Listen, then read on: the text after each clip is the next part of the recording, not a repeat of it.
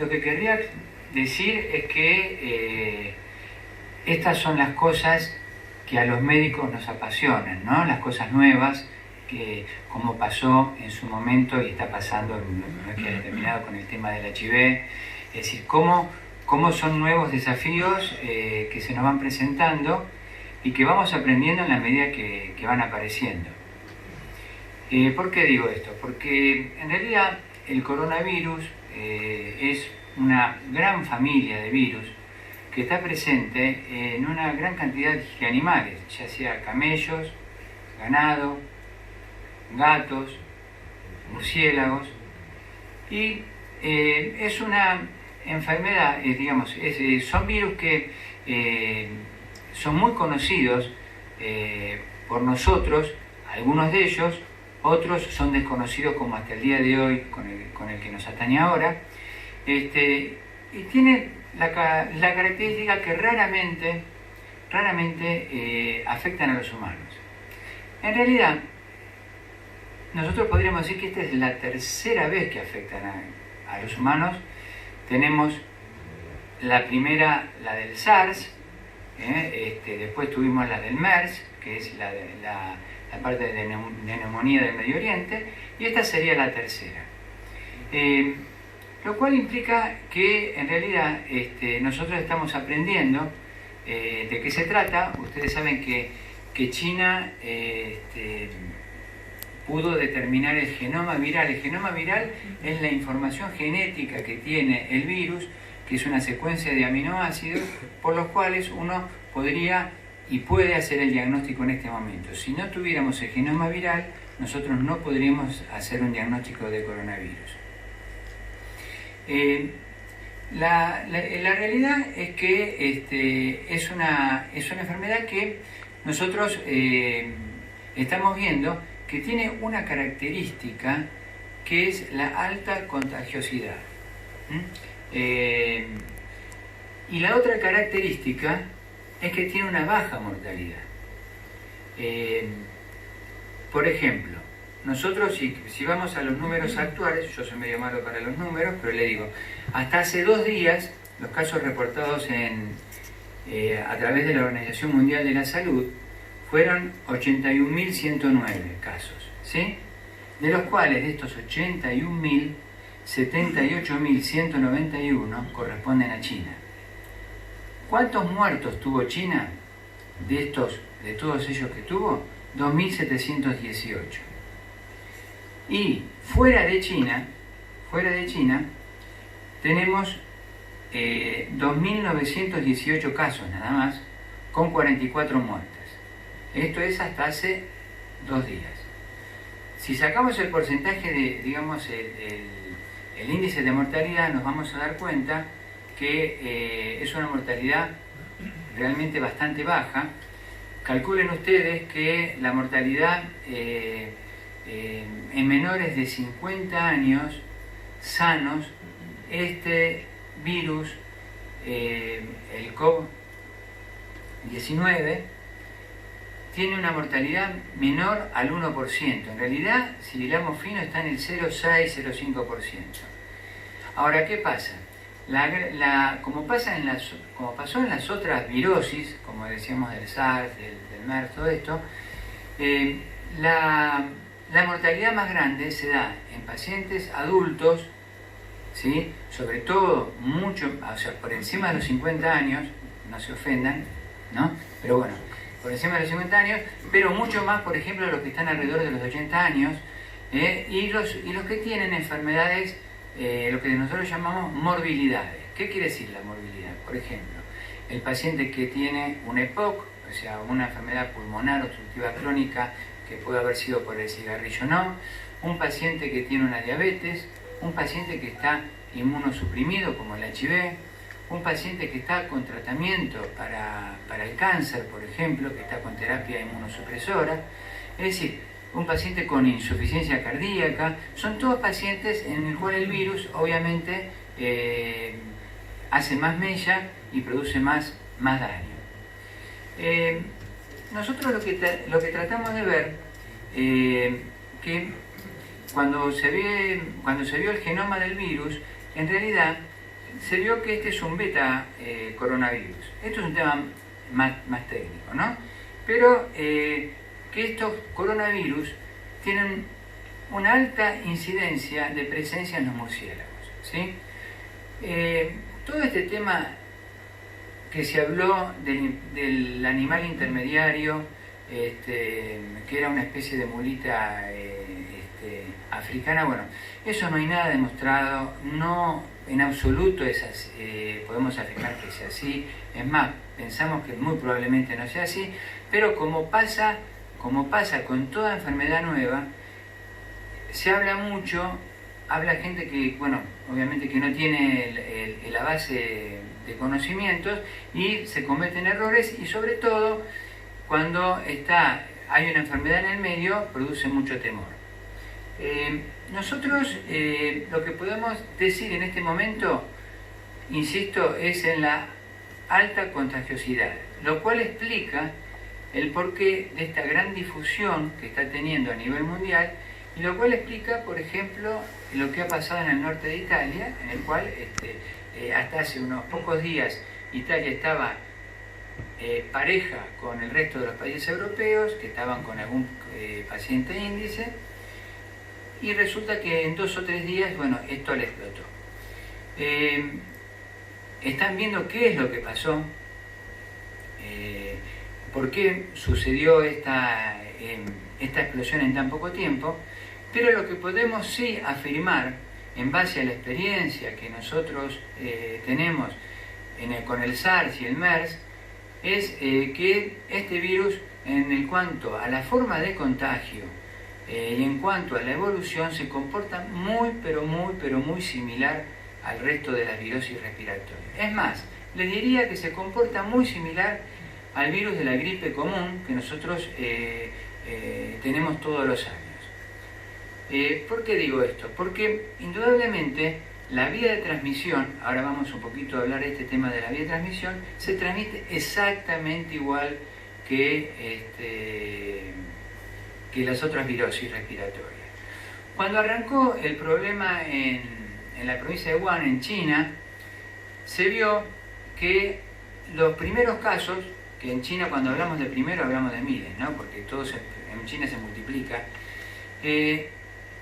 tenían una fuerte relación con los supermercados o los mercados de animales. Ustedes saben que por las características culturales del sudeste asiático, no sé si han estado allá, yo he estado varias veces, tiene una característica muy peculiar en cuanto a la comida, en cuanto a comer animales incluso recién muertos, o incluso animales, insectos vivos. Bueno, el tema se ha visto esto, entonces ahí se habló que sería una zoonosis, es decir, una infección que pasó del animal al ser humano. Y se pensaba que el tema quedaba ahí. Después se empezó a ver que también hay una transmisión de humano a humano. Fíjense ustedes que cómo se comportan de manera tan particular los virus. Ustedes no sé si recuerdan, nosotros tuvimos un trabajo terrible el año pasado con el brote de hantavirus en el sur, que fue un tema importante en el cual sufrió muchísimo el sur por el tema de turismo. Bueno, nosotros teníamos, por supuesto, el dato que el hantavirus se transmitía de persona a persona, pero que era muy poco probable. Y sin embargo, en el brote anterior de hantavirus, la transmisión de persona a persona fue clarísima. ¿Esto qué quiere decir? Quiere decir que los virus se van mutando en su manera de comportarse y como todo ser vivo, trata de adaptarse de tal manera de poder sobrevivir lo mejor posible. La manera de transmisión de este virus es a través del contacto con las gotitas, que nosotros tiene un nombre en medicina, se llama gotitas de flujo, que son las gotitas que nosotros eliminamos cuando hablamos, algunos más, algunos menos, o cuando tosemos, ¿sí? Entonces el virus necesita ser vehiculizado a través de esa gota.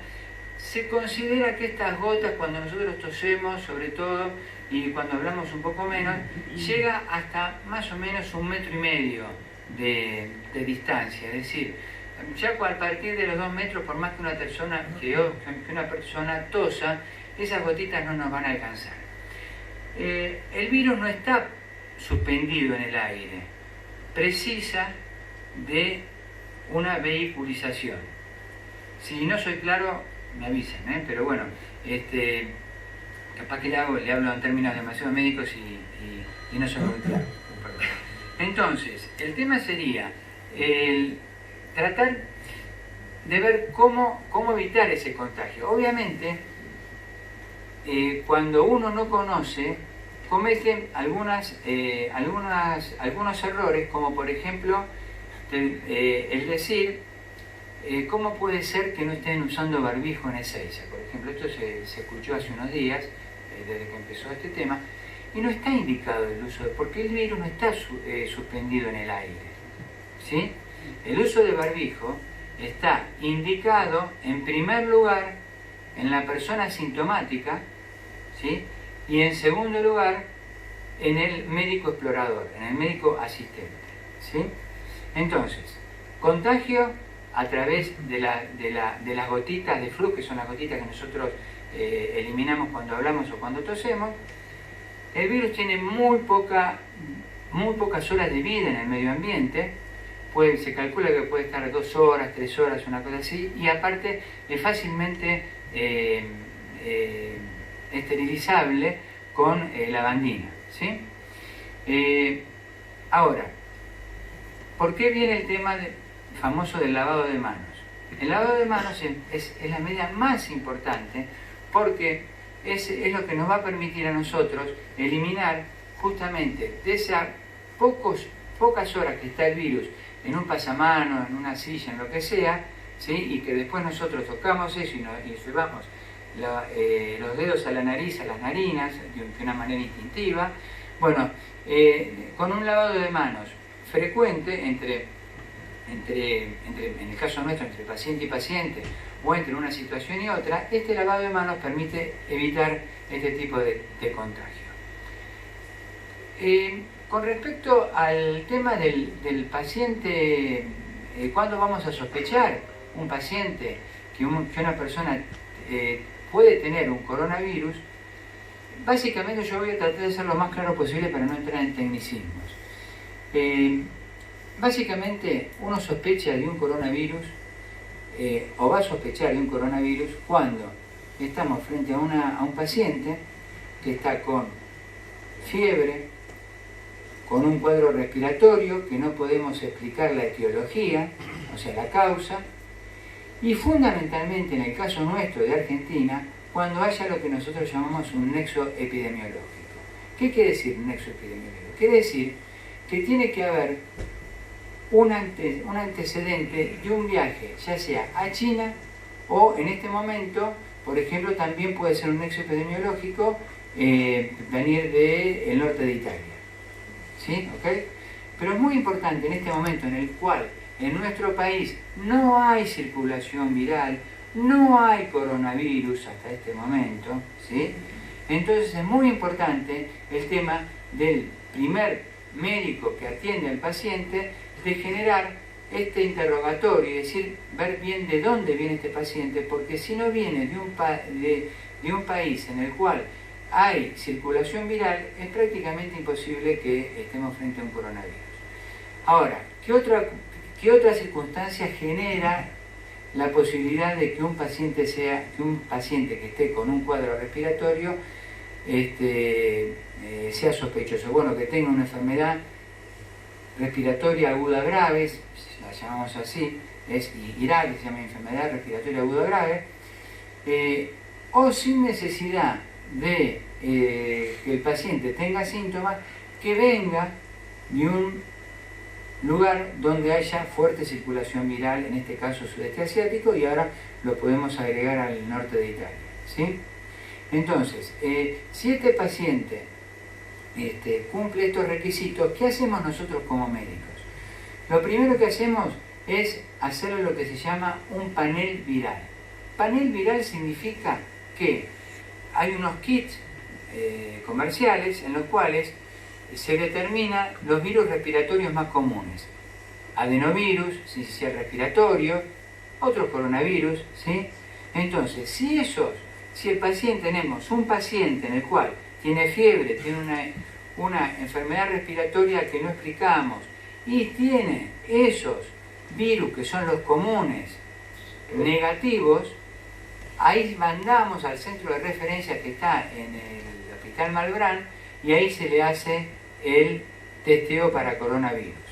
¿Está claro? Entonces, primero se descarta que no sea un virus, un H1N1, un sincicial respiratorio, bueno, digamos cualquier tipo de virus que puede producir una enfermedad viral respiratoria. Una vez que descartamos esto y el paciente está con esta enfermedad, digamos, está sintomático y viene de una enfermedad, de un lugar donde hay circulación viral, obviamente esto lo vamos a mandar al Malbrán para que determine si hay coronavirus o no. Hasta el momento no hay ningún caso positivo. Esto quiero que quede bien en claro, ¿sí? Y por otro lado, ustedes van a escuchar hablar, y con esto voy terminando para no cooptar toda la reunión, de lo que son los contactos estrechos, los contactos que tienen más riesgo. Es decir, nosotros hablamos de contactos estrechos, aquellos contactos que tuvieron justamente contacto con un paciente sospechoso, que estuvo o lo estuvimos asistiendo, en el caso nuestro, por ejemplo, que somos médicos que los asistimos, o en el caso, por ejemplo, que estuvieron conviviendo en una habitación ya sea de un hotel, de un barco o en el avión. En el avión se considera que son casos sospechosos los que estuvieron al lado, hasta 2 asientos, ¿sí? De distancia de un paciente que se considera sospechoso. Me parece que para no digamos, copar la reunión, voy terminando, me parece que es muy importante, más que las informaciones periodísticas, llevarnos por lo que dice el Ministerio de Salud, que es una página fácilmente accesible, no tiene mucho tecnicismo, lo puede entender en general cualquier persona, y creo que, bueno, nosotros tenemos un gran desafío por delante, porque esto probablemente siga, obviamente, porque el virus tiene esta característica que es muy fácilmente transmisible, pero bueno, en este momento, si me preguntan a mí, lo podrá refrendar la doctora, no hay coronavirus en este momento en Argentina, no hay circulación viral. Cuando hablamos de circulación viral, hablamos de que hay virus circulante y que puede haber un caso autóctono, por ejemplo, ¿sí? Como puede pasar, por ejemplo, el caso de dengue. El caso de dengue es el caso más típico, y es que es en el caso que si no fuera por este coronavirus nos tendría que estar preocupando más, porque, por ejemplo, Paraguay tiene un 60-70% del territorio paraguayo está infectado. Se infectó el presidente, se infectó la esposa del presidente, creo que también, y tenemos nosotros en el hospital recibimos en el día de ayer 6 o 7 pacientes con dengue. Bueno, digamos, ahí sí hay circulación viral, pero digamos, en este país, Argentina, no tiene circulación viral. Estamos alertas, insisto, en el tema de la transmisión. Después, bueno, puedo responder cualquier pregunta. El tema de barbijo, espero que haya quedado claro, cuándo usarlo, cuándo no usarlo. Bueno, y dejo a mis compañeros que sigan con la charla y después, por supuesto, a su disposición para cualquier pregunta.